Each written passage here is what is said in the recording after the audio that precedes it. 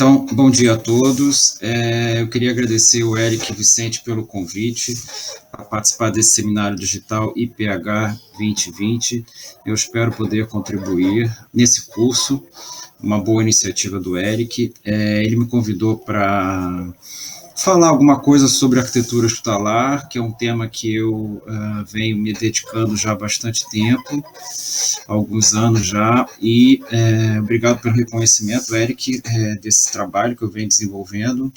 É uma boa parceria que eu espero que a gente consiga sempre estar evoluindo e contribuindo, né, para esses estudos sobre arquitetura hospitalar.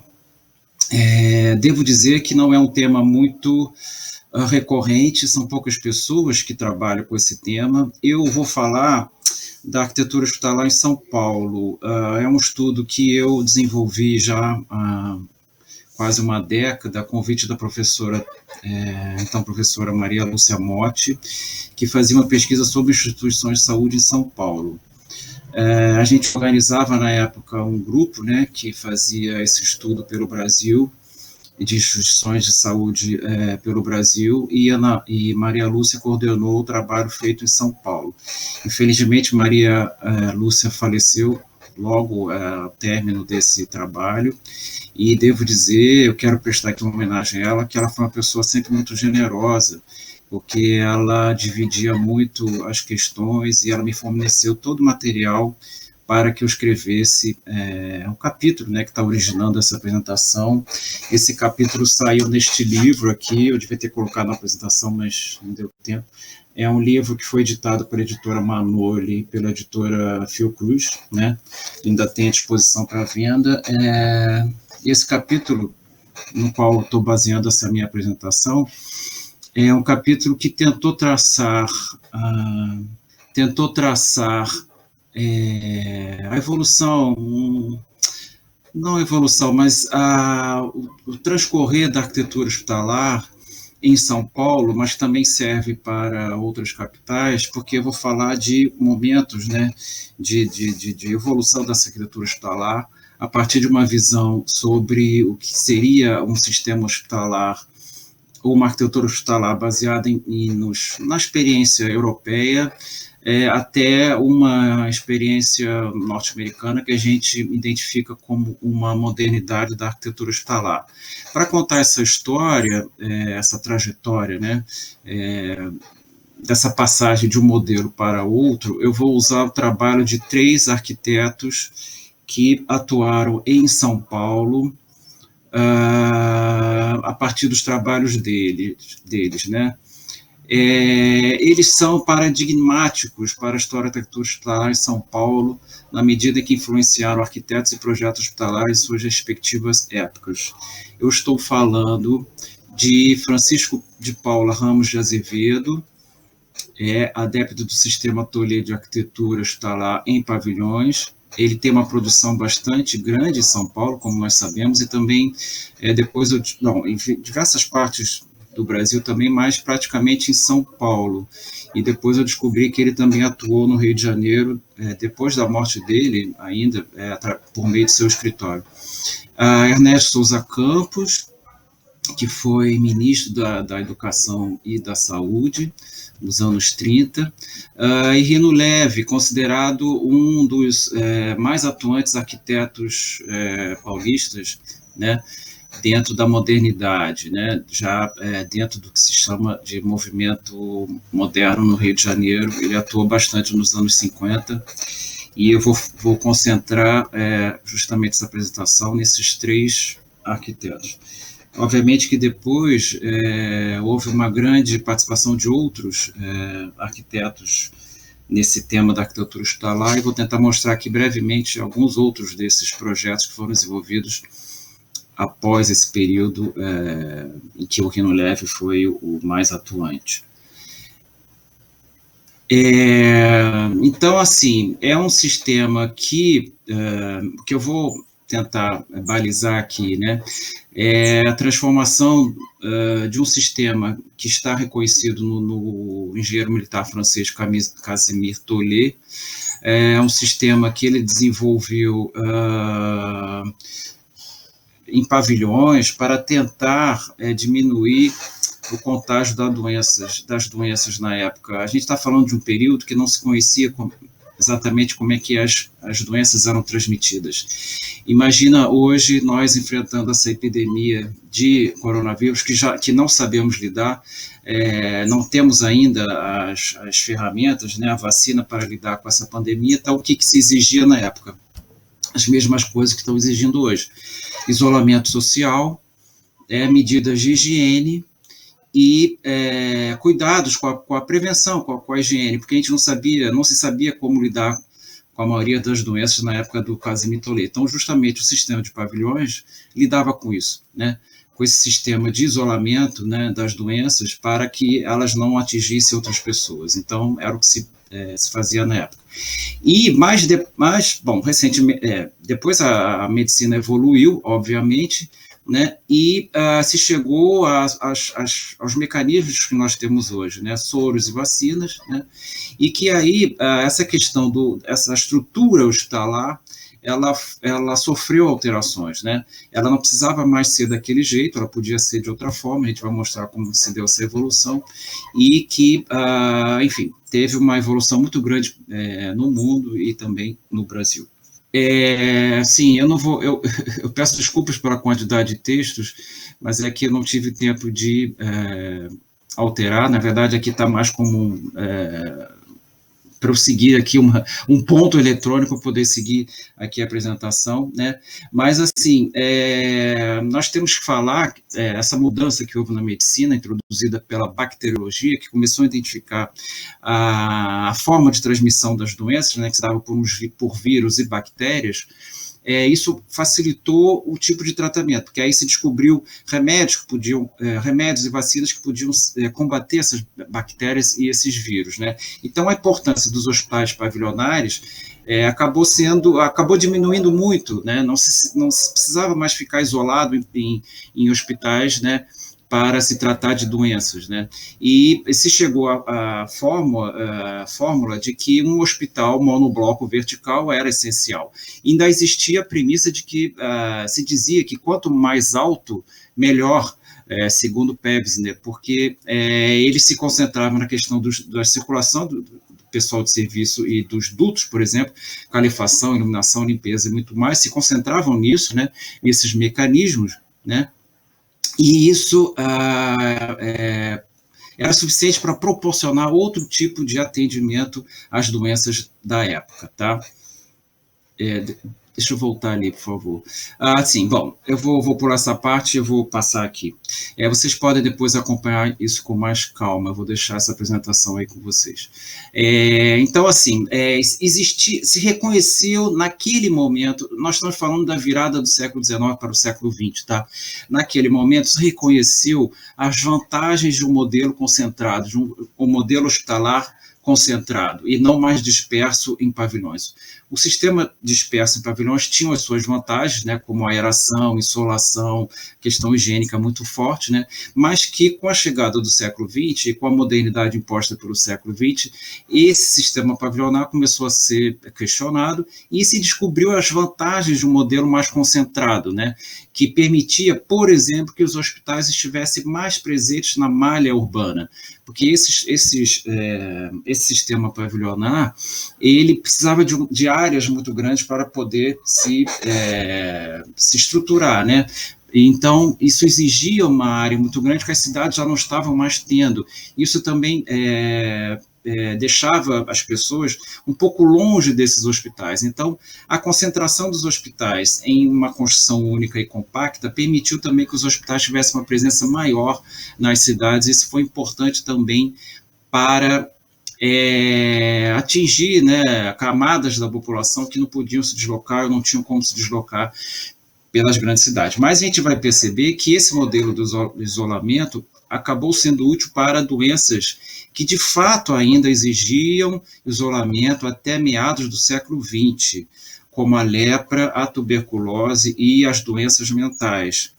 Né? Essas doenças exigiam isolamento, então o sistema pavilionar foi mantido ainda até meados do século XX, né?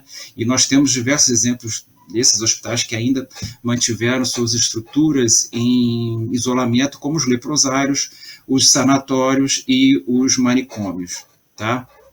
Mas o Hospital Geral, ele vai ter a sua conformação já nesse modelo monobloco concentrado que veio principalmente dos Estados Unidos, tá? Mas nós também temos exemplos na Alemanha, na França, e que o Brasil abraçou, né, passou a adotar esse sistema em meados da década de 20 e com mais intensidade a partir dos anos 30. Tá? A gente vai ver justamente essa evolução a partir dos trabalhos desses arquitetos paulistas. Bom, então estamos falando aqui de Ramos Azevedo, os hospitais pavilionares. Ele é um arquiteto muito atuante, né, em São Paulo, como vocês devem saber, e ele tinha um rigor técnico e científico, né, e racional a serviço da utilidade e da funcionalidade. Então, para os hospitais, não poderia ser diferente. Ele que já tinha projetado asilos, quartéis, edifícios públicos, escolas, residências, ele também se utilizou desse conhecimento, né, para seus projetos hospitalares. Ele estudou na cidade de Gran e na Bélgica, né? E quando ele voltou, ele foi chamado para atender, né, a construção de um novo hospital da Santa Casa Misericórdia de São Paulo, tá? Em 1889. Então, ele foi trabalhar nessas obras e em 1902 ele mesmo assumiu as obras da Santa Casa, tá? Então, ele vai propor, então, uma reforma naquele projeto, no intuito de oferecer maior espaços livres, né, para a circulação do ar e uma boa distribuição da luz. E ele também vai passar a separar algumas doenças, tá? Então, isso torna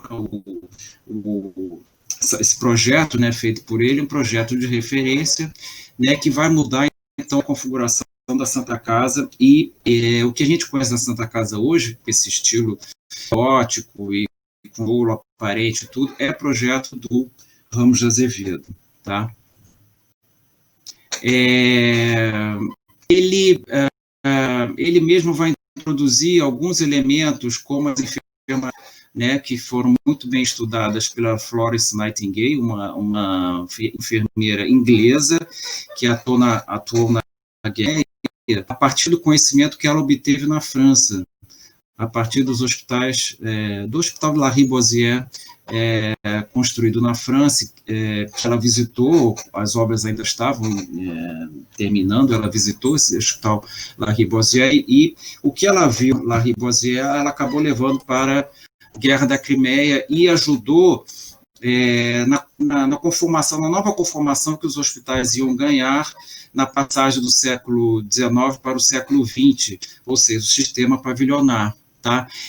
O Ramos de Azevedo toma conhecimento, né? Ele está lá na Europa, ele chega, ele está presente nessa virada, né? Nesses projetos hospitalares, e ele introduz essa questão no projeto dele da Santa Casa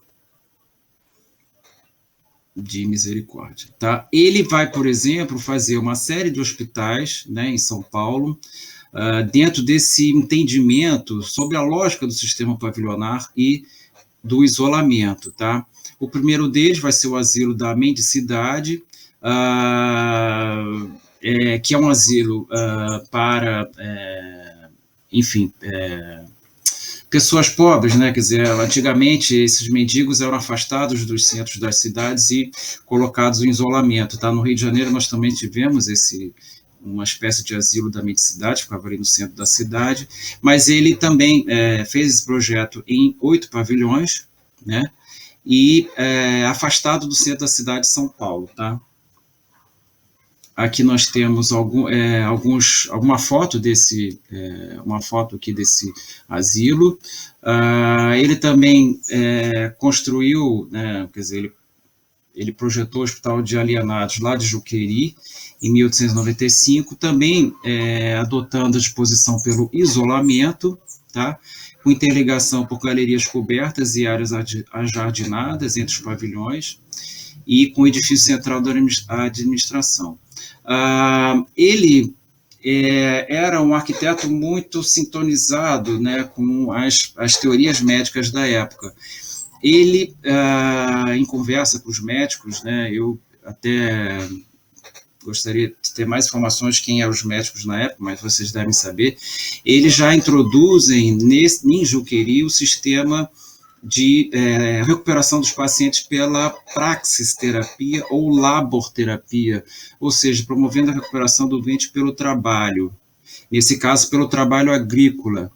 Então, essa é uma instituição de referência para quem estuda esse sistema. No Rio de Janeiro, nós vamos ter a colônia Juliano Moreira, né, que também foi projetada dentro dessa ideia de que os pacientes poderiam ser recuperados, né, a partir da ocupação, né, e a ocupação deles seria pelo trabalho. Tá? E essa colônia Juqueri foi instalada em uma área de 150 hectares, banhada pelo rio Juqueri, que, segundo Ramos Azevedo, oferecia salubridade e absoluto isolamento. Formas, né, que ajudavam muito, segundo ele, na recuperação dos pacientes. Então, assim, é interessante que ele, para a parte da colônia agrícola propriamente dita, né, ele vai adotar um aspecto rústico para as casas e para essa ambiência, né, onde o paciente iria ficar. Por quê? Porque, segundo o arquiteto, os alojamentos com aspectos de casas comuns, conforme prescrição dos modernos alienistas, ajudavam na recuperação dos pacientes. E a gente vai ver isso em todas essas colônias que são construídas pelo Brasil afora. Nós temos dezenas de exemplos, né, que foram construídos no Brasil, em diversos estados, praticamente todos os estados brasileiros, e a gente vai ver que essa arquitetura seguia justamente essa premissa, né, de aspecto de casas comuns, que ajudavam na recuperação dos pacientes. Bom, aqui então é um projeto muito interessante, que vai ser um projeto de mudança aí, na forma de se projetar para instituições de saúde. Para o projeto da Faculdade de Medicina e Cirurgia de São Paulo, o projeto de Ramos de Azevedo, no século XIX, previa igualmente a construção de um sistema de pavilhões, com 5 edifícios a compor o complexo. Entretanto, nessa ocasião, já estava entrando no cenário, né, das políticas públicas de saúde no Brasil, a Fundação Rockefeller. E a Fundação Rockefeller, ao assumir, ou não assumir, mas aparecer, digamos, nesse cenário, ela vai influenciar a orientação acadêmica administrativa da Faculdade de Medicina e Cirurgia de São Paulo, a ponto de transformar o projeto que vinha sendo feito pelo Ramos de Azevedo em um outro projeto, tá? Sendo inaugurado em 24, né? Bom, enfim. Aqui eu botei aqui embaixo uma foto da instalação da Fundação Rockefeller no Rio de Janeiro, num terreno próximo ao então Instituto Oswaldo Cruz, e que hoje faz parte do mesmo terreno, o mesmo campus, onde a Fiocruz está desde 1900.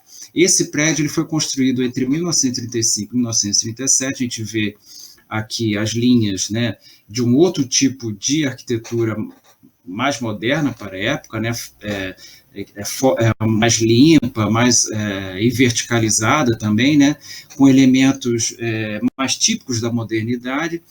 E o interessante é que o Ernesto Souza Campos ele vai ser um técnico da Fundação Rockefeller neste pavilhão, e depois ele vai ser, anos depois, ministro da Saúde, mas ele vai ter uma atuação muito importante na mudança desse projeto que vai ser feito para a Faculdade de Medicina e Cirurgia de São Paulo.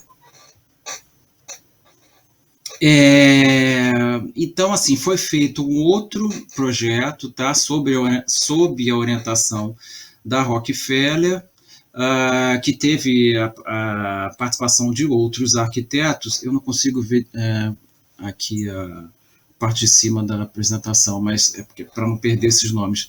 Mas, enfim, que tinha o Ernesto Souza Campos, perdão, como um dos participantes, tá? Eles vão...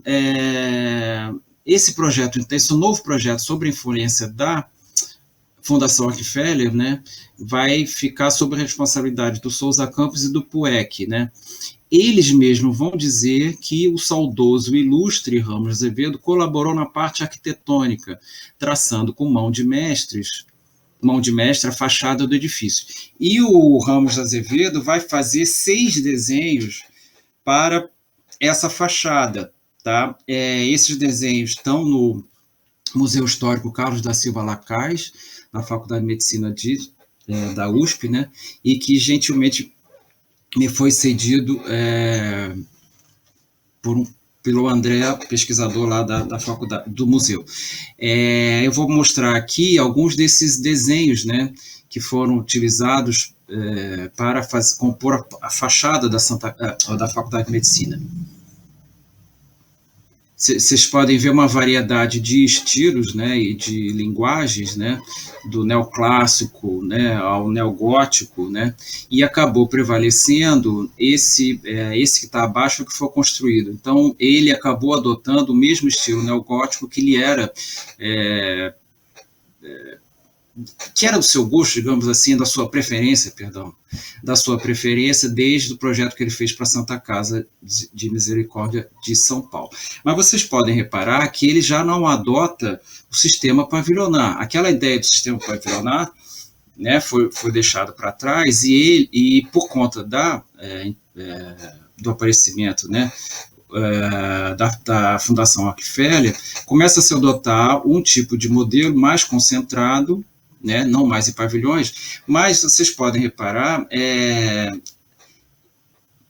esse edifício ele é composto por um corpo central e tem as suas alas em pente, ou seja, como se os pavilhões tivessem sido agregados a um corpo central. A ideia de ventilação cruzada, insolação, ventilação permanece nesse projeto, mas de uma forma mais concentrada, e não de pavilhões isolados e afastados um do outro, tá?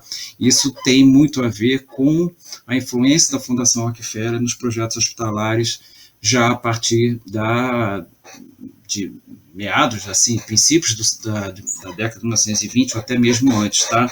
1918, por aí. Isso é um trabalho ainda a ser feito por todo o Brasil, sobre a influência da Rockefeller nos projetos hospitalares. Eu estudei isso em São Paulo. Fica a dica aí para os próximos. Então, assim, esse projeto, então, né, para a Faculdade de Medicina de São Paulo, introduziu um outro personagem, que é o Ernesto Souza Campos. Né, ele vai ter uma participação bastante importante, né, nesse projeto, e ele vai contar com outros engenheiros, né, Abraão Leite, Guilherme de Amaral Lima, Valfredo de Albuquerque, João Cerato e também Hipólito Gustavo Pujol Júnior. Né.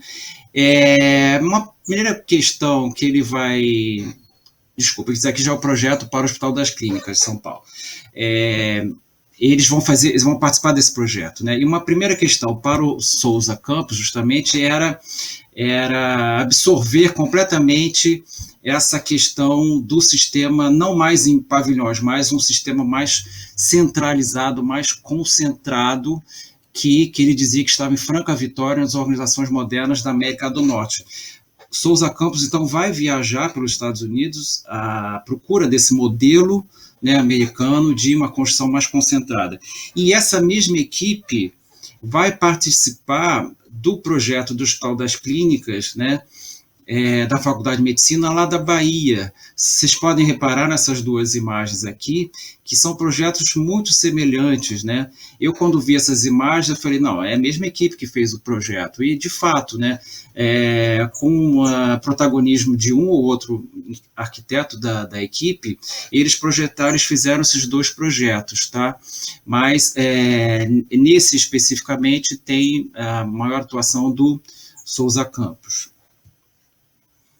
Então, assim, o Souza Campos ele vai né, viajar pelos Estados Unidos, né?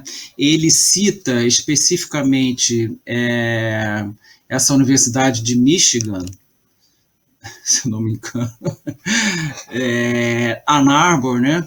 E que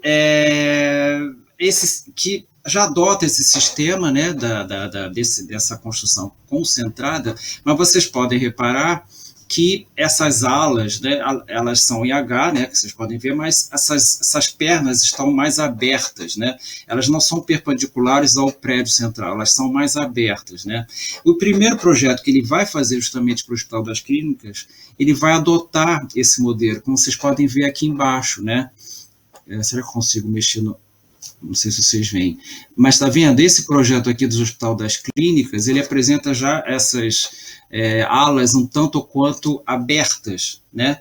Não perpendiculares ao prédio central, mas depois ele vai retificar essas alas e fazer elas perpendiculares ao prédio, tá? Mas aí a gente vê a influência justamente dessa Universidade de Ann Arbor que ele visitou nos Estados Unidos, tá? Dentro do campus dentro do campus, então, da Faculdade de Medicina, né, de São Paulo, vão surgir, então, outros projetos, né, vou mostrar aqui alguns, que vão adotar esse modelo concentrado, né, esse modelo monobloco vertical, e que vai ter atuação de outros arquitetos e engenheiros da época, né. Este aqui que a gente está vendo, tem um delayzinho, né? Só um instantinho. Esse que a gente está vendo aqui, por exemplo, é o Hospital de Ortopedia e Traumatologia, que apareceu uma descrição de um estilo francês moderno adaptado ao nosso meio. É uma curiosidade, né? O estilo moderno francês, talvez referência ao modernismo introduzido pela França, enfim, mas é curiosa essa descrição.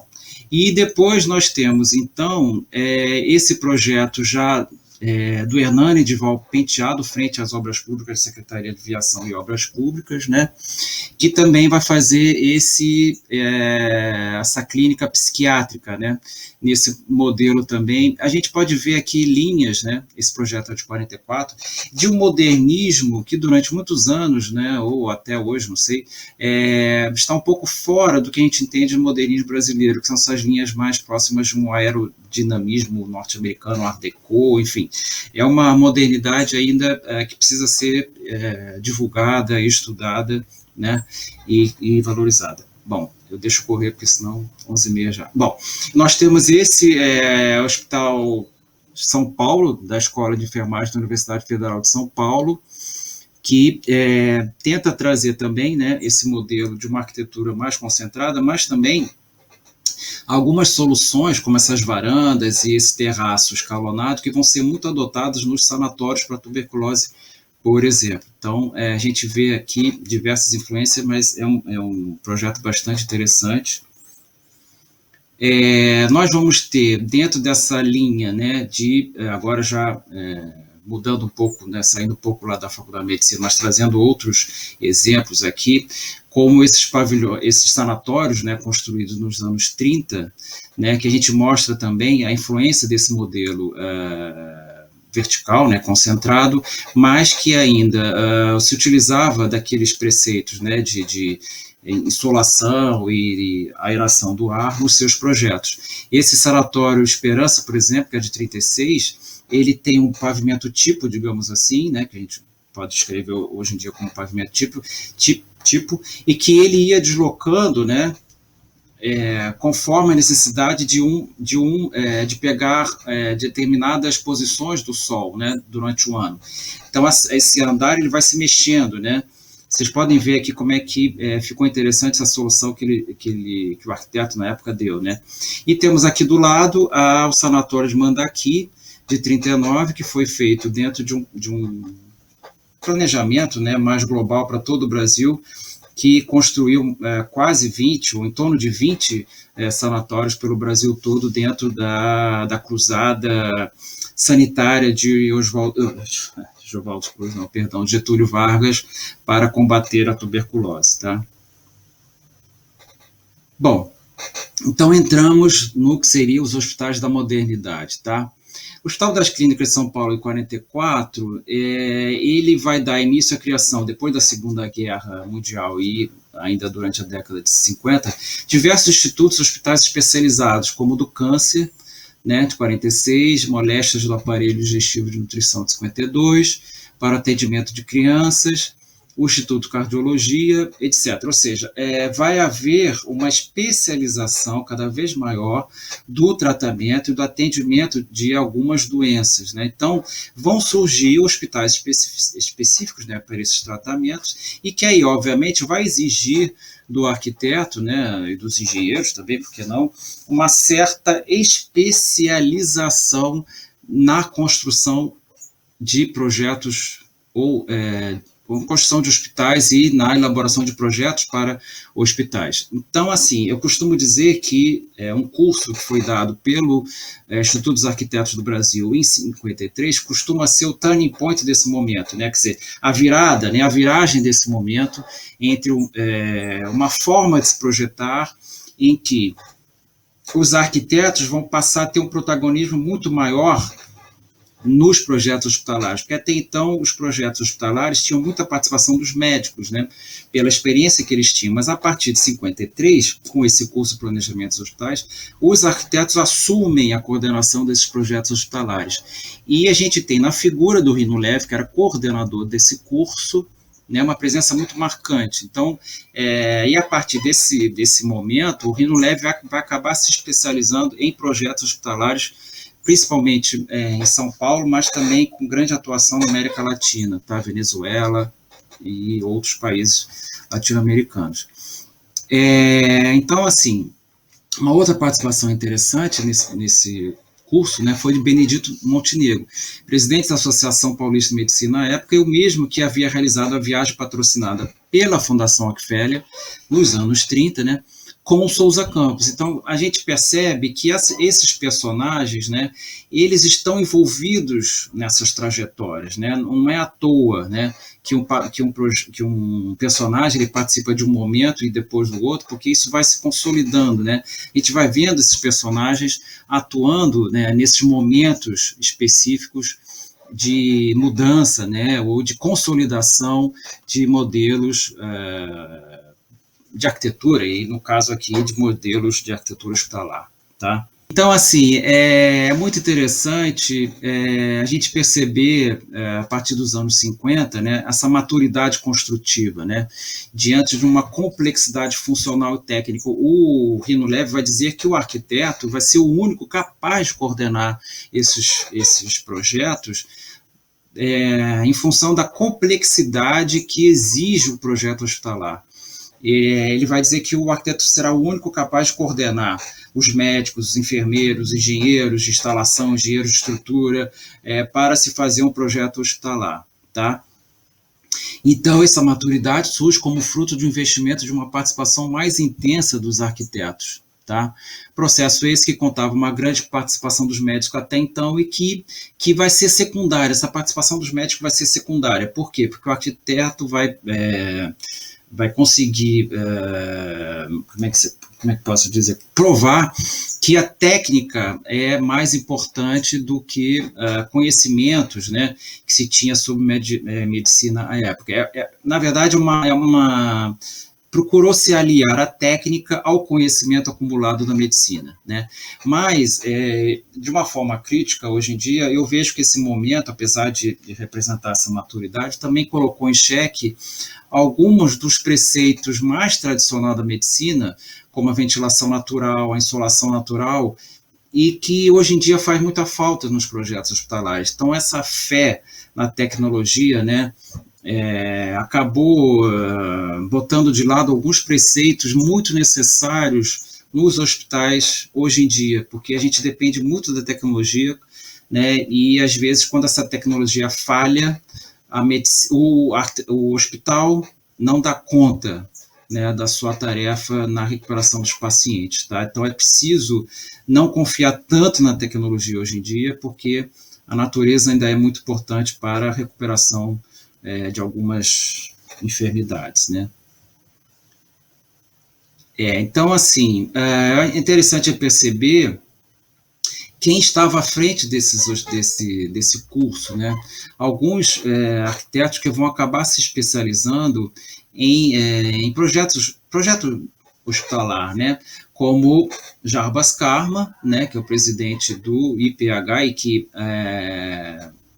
tem esse acervo riquíssimo aí em São Paulo e cujo acervo Eric luta aí para manter, e tem todo o meu apoio, e fico muito feliz que exista esse instituto, né, que preserve esses acervos, né, do Jarbas Karma, que foi um grande arquiteto, né? Ele participava desse curso junto com o Rino Leve, era um dos coordenadores, tá?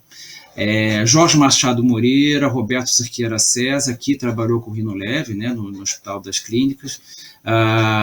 Jorge Machado Moreira foi responsável pelo Hospital do Fundão, aqui, né, na Ilha do Fundão, aqui no Rio de Janeiro, e também pelo Hospital das Clínicas de Porto Alegre, né, mas tinham como antes, né, arquitetos, ainda não arquitetos, mas estudantes de arquitetura, como Paulo Antônio Ribeiro, autor do projeto da maternidade Arnaldo Moraes no Rio, atual Copador, não, meu Deus do céu, Hospital São Lucas, perdão, aqui pertinho de casa. Aldair Toledo, né, pai do nosso Toledinho, na época arquiteto do Instituto de Aposentadoria e Pensões dos Bancários. Armando Mesquita, da Divisão de Obras do Ministério da Educação e Saúde, ele vai fazer alguns hospitais, né, pelo Brasil. João Figueiras Lima, o Lelé, ele era estudante de arquitetura na época e futuro autor dos hospitais da Rede Sara. Ele foi estudante desse curso. Então, a gente pode perceber como é que esse curso foi importante para a formação de arquitetos na época e como é que isso representou uma virada justamente no entendimento e no ato de se projetar hospitais pelo Brasil. Vocês podem achar informações sobre esse curso, obrigado, no livro que foi publicado em 1954, que com certeza tem no acervo aí do IPH, tá? Mas, enfim, para o arquiteto Jarbas Karma, diretor do curso, juntamente com o Rino Leve, o Hospital Moderno era uma das mais complexas, dinâmicas e especializadas instituições. Dia a dia, novas aplicações, pesquisas e descobertas o vêm transformando. Gradativamente, o que ainda resta de empírico e tradicional dará lugar ao científico e ao racional. Veja o jogo de palavras do Jarbas Karma nessa sua declaração, né? O que ainda resta de empírico e tradicional, ou seja, ele está falando da forma como se projetava hospitais até então, de uma forma, por que empírico? Porque não empírico, porque não se sabia exatamente como é que se davam as transmissões de doença, então se utilizava recursos da época, né, de cada época, que podiam minimizar a transmissão das doenças, ou poderiam dar maior conforto aos pacientes na época. A gente sabe que essa questão do hospital ser um hospital, um lugar de cura, a gente já estudou isso, vocês já estudaram isso é um entendimento da modernidade, né, que veio com a modernidade. Até então, o hospital era um lugar de abrigo, de acolhimento para as pessoas doentes, não necessariamente um local de cura. Então, esse entendimento de que um hospital precisa ser um local de cura é fruto da modernidade, né, do século XX, começou do século XIX, século XX, claro, século XVIII também, mas assim, é fruto da modernidade. Então, até então, né, o que se esperava, né, com esses novos projetos hospitalares nos anos 50, é que essa fase empírica e tradicional daria lugar ao científico e ao racional, ou seja, a faculdade mental do homem, dos técnicos, né, a serviço de um bom projeto, tá? Então, era um projeto cada vez mais estudado, mais planejado, né, e que tinha na racionalidade e no cientificismo, né, a sua razão de se expressar. Bom, e a gente vai perceber, isso também é trecho desse curso, né, que foi publicado nessa Planejamento dos Hospitais de 1954, né, pelo IAB, que esse modelo monobloco, que eu chamo de monobloco, né, esse modelo concentrado, ele vai experimentar diversas formas, né, construtivas, ou em X, ou em H, ou em pente, em T, em duplo T. São algumas formas que vão sendo utilizadas nesses projetos para justamente permitir maior concentração, né, das doenças por andar, tá? A ideia era colocar em cada andar uma doença, como se aquele modelo pavilionar, né, de até então, que estava disperso, pudesse ser reunido. Eu sempre tenho essa visão, porque me ajuda a compreender, que esses modelos, que esses pavilhões, eles pudessem ser reunidos todos, um em cima do outro, fazendo, então, uma construção vertical, e cada doença num andar, né, que aí você separava as roupas limpas, as roupas sujas, os profissionais, né, os acessos, as circulações por cada andar, concentrando no miolo, geralmente, né, uma concentração, uma torre, né, de elevadores e de escadas, também facilitava. A questão da circulação é muito importante, tá, nesses novos projetos. Então, se concentrava as instalações, né, se facilitava a questão das instalações, mas o mais importante que a gente tem que perceber, que essas formas em H e X também permitiam ainda as ventilações cruzadas. Então, teoricamente, essa questão das ventilações, da ventilação cruzada, ainda não havia sido esquecido nesses projetos. Eu acho que hoje, até hoje, isso é levado em consideração. O problema é que, em alguns hospitais que a gente visita recentemente, que eu visitei recentemente, muitas dessas janelas que permitem a abertura para o exterior, elas são vedadas. Então, se há alguma falha no sistema do ar-condicionado, você não consegue abrir as janelas e todo mundo morre sufocado dentro de uma instalação hospitalar. Então, é preciso ainda permitir que essa ventilação cruzada aconteça, né, essa ligação com o exterior ainda funcione, tá? Eu vou passar aqui. Sim, então eu falei da questão da circulação, tá? Eu estou reproduzindo aqui um projeto que o Rino Leve fez justamente para o Hospital das Clínicas, para a Maternidade de São Paulo, um projeto que não foi levado adiante, tá? E ele baseava o seu projeto numa concentração da parte de circulação. Ele confiava tanto nesse modelo da circulação que o desenho, seu desenho, né, esse desenho esquemático que tem aqui da circulação, apareceu no livro do Neuffer, né, cuja edição, eu estou botando aqui, é de 81, que é a edição que eu utilizei quando me formei, imagina, 81. E a gente pode ver que foi o único projeto hospitalar brasileiro citado pelo Neuffer. Foi justamente esse esquema de circulação vertical feita por Rino Leve para a Maternidade de São Paulo, cujo projeto não foi adiante, tá? Então é interessante a gente ver como é que esse sistema da circulação foi muito importante durante um determinado momento, a ponto de ser citado pelo que eu chamo da Bíblia, né, dos projetos, né, de arquitetura, que é o Neuffer, né? Olha, esse é um concurso que eu não vou me deter a isso, nesse projeto da maternidade, do Hospital das Clínicas. É um concurso também muito interessante, né, que foi ganho pelo Rino Leve, né, mas foi fechado, né, para arquitetos convidados, né. Oscar Niemeyer também participou desse concurso, mas ganhou o projeto do Rino Leve, justamente foi destacado por sua verticalidade, que inspirava monumentalidade, mas não suntuosidade, segundo palavras do próprio Rino Leve. O projeto buscava inspiração nele próprio, rejeitando a arquitetura do templo grego, veja só, e das catedrais, né? De fato, estava-se diante de mais pura obra modernista, que ganharia destaque em diversas publicações pelo mundo, diversos prêmios de arquitetura. Houve uma ideia, né, necessidade de fazer um projeto para a escola de enfermagem, né, do complexo do Hospital das Clínicas de São Paulo. E aí vai ser interessante que vai surgir o projeto de um arquiteto, Peter Pfister, que era ligado, ele era da Fundação Rockefeller, tá?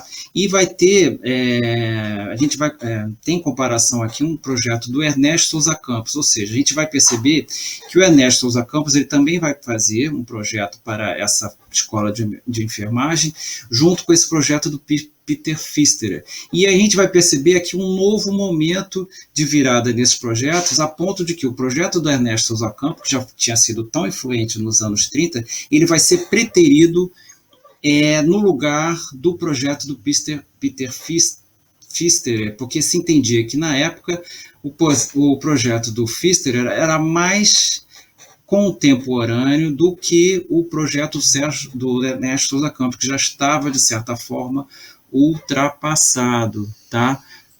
Vamos mostrar aqui. O Souza Campos vai propor o que ele vai usar como referência é o que ele conhecia, né? Então ele vai usar, como vocês podem ver aqui na parte de baixo, esse é o projeto do Souza Campos, tá? Um projeto monobloco, obviamente, mas que adotava a solução em L, tá? Mas eles vão preferir, né, o projeto de um próprio arquiteto da Fundação Rockefeller, no caso o Pfisterer, que já adota, que coisa engraçada, ele quase que é um retrocesso nesse modelo, porque ele já adota esse sistema de pavilhões interligados um no outro, né? E com uma escala um pouco mais baixa, né? E é interessante como é que esses conceitos eles vão se atualizando, né, conforme os projetos vão sendo feitos, né? Bom, aqui eu trago outros projetos do Rino Leve, tá? Esse é o projeto do Hospital do Câncer, que se iniciou em 48, né? E aqui também fica interessante que o Rino Leve, ele destaca em 3 blocos, né? Como é que se diz? Ele distribui, né, as funções do hospital nesses 3 blocos. Nesse bloco mais elevado, as enfermarias, né, toda a parte, né, de cirurgia e atendimento mais ao doente, né, nessa lâmina aqui, vertical, que vocês estão vendo ali mais à direita. Nesse bloco do meio, áreas de recepção, né, para os pacientes, né, e para as famílias, e nesse mais baixinho aqui, nessa parte mais baixa do terreno, um bloco para as enfermeiras, né, para a enfermagem, para o corpo médico. Esse é um projeto do Hospital Einstein, né, que ele faz com o apoio do IAB de São Paulo, é um concurso fechado, né, pela comunidade judaica. O Levi mantém os 2 volumes, um baixo para o ambulatório, laboratórios e outros serviços, e a lâmina para o que se chama hospitalização propriamente dita. A circulação vertical garantindo a conexão entre os 2 blocos. Nós temos aqui o hospital gastroclínica, né, feito pelo... Aqui já estou fugindo um pouco do Rino Leve, mas só para mostrar outros exemplos de hospitais em monobloco construídos em São Paulo. Esse é projeto do Oscar Niemeyer, tá? Em parceria com o Burle Marx, e também o Emiliano de Cavalcante para desenhar 2 painéis no interior do hospital. É muito interessante que esse hospital ele projetou praticamente na mesma época que ele fez o Hospital da Lagoa, aqui no Rio de Janeiro, né? E são praticamente os 2 únicos projetos hospitalares de Oscar Niemeyer, né? E esse projeto foi bastante modificado, mas ainda funciona, né? Enfim, e vocês podem ver aqui uma pequena alteração no que foi feito do projeto para o construído, e, obviamente, hoje em dia deve estar muito diferente. Eu vou passar aqui. Bom, sim, Hospital Servidor Público, né? Ele foi projetado também em monobloco modernista, desta vez a cargo da Divisão de Arquitetura da Prefeitura Municipal de São Paulo, e vocês vão reparar muitas semelhanças, né, com os outros modelos, mostrando que esse modelo vertical tinha vindo para ficar. Esse aqui é o Hospital dos Servidores, né, do Estado de São Paulo, essa lâmina aí bastante presente, e ainda alguns blocos espalhados pelo terreno, né, separando algumas funções desse hospital. Eu já estou terminando. Esse é o Hospital Municipal, 1952, também mostrando esse tipo de solução, dessa lâmina, na verdade aqui é um T, né, uma lâmina em T. Eu quis mostrar aqui 2 trabalhos do Bratic, do Oswaldo Bratic, que é o Hospital Infantil Darcy Vargas, né, que adota uma estrutura um pouco menor, né, 5 pavimentos, né. Essa arquitetura, né, para o hospital procurou auxiliar ao máximo a proposta terapêutica, com painéis de vidro que asseguravam contato visual entre os pacientes, suas mães e as enfermeiras. É como se hoje isso fosse muito... Aliás, hoje isso é muito necessário, né? Esse contato apenas pelo vidro, né? Imagina, muitos pacientes, né, que foram internados por Covid não puderam ser vistos, né, visitados pelos seus parentes, né? Então, aqui também havia uma ideia de que esse vidro permitia um certo isolamento do paciente de outras pessoas, tanto da enfermaria, das enfermeiras, né, dos médicos e também dos seus familiares, né? Enfim. Mas eu vou terminar com o projeto que o Rino Leve fez, né?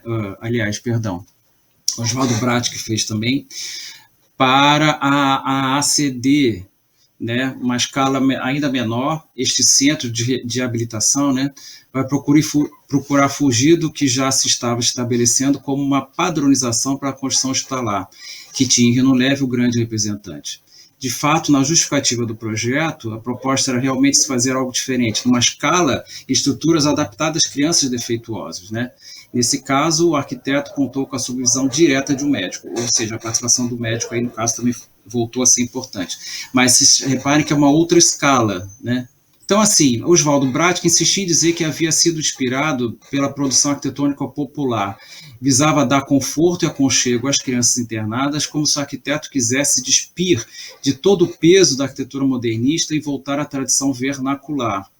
Algo experimentado nas colônias de isolamento da década de 1930, onde as casas para os internos respeitavam a arquitetura tradicional e procuravam mimetizar o que se imagina como a moradia popular brasileira. Vocês podem reparar no projeto do Bratic, o uso de telhado, né, de telha francesa, numa escala menor, rampas, né, janelas, né, enfim, mais próximas de uma arquitetura mais tradicional brasileira. Então, assim, deixa assim uma dica de que talvez os projetos hospitalares hoje em dia estejam recuperando alguns desses elementos tradicionais já iniciados aí, né? Então, volta lá, por favor, só para eu ler essa frase do Bratic, eu já termino. Estar-se diante de uma nova atitude projetual, o ciclo se fecha. Então, fico por aqui, espero que vocês tenham gostado, acho que pelo menos de 1 hora eu não passei. Mas eu espero que tenha sido útil para vocês esse tipo de viagem, né, que a gente fez por esses projetos hospitalares, usando São Paulo como exemplo, tá?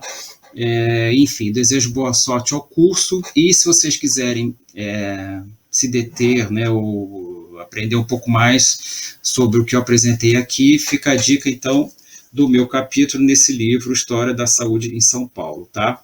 Obrigado a todos e encerro por aqui e sucesso ao curso, espero que tenha contribuído.